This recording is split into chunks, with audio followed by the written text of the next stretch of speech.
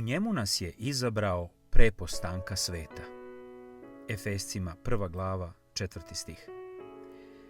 Jedna malena devojčica iz jednog od sirotišta u jednoj od prilično nerazvijenih zemalja, ljupkog lica i čupave kose, držala je u svojim rukama gomilu fotografija. To su bile fotografije njene buduće porodice. Konačno je usvojena. Bračni par koji ju je usvojio prilikom prve posete su joj doneli mnoštvo fotografija, plišanog medu, keksove, čokoladu. Devojčica je podelila slatkiše sa drugarima iz doma, a upravnici doma je poverila na čuvanje svog medu. Međutim, zadržala je fotografije kod sebe.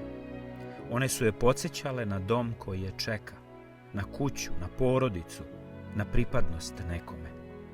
Uskoro, za mesec ili dva, bit će tamo sa njima. Ona zna da taj dan dolazi.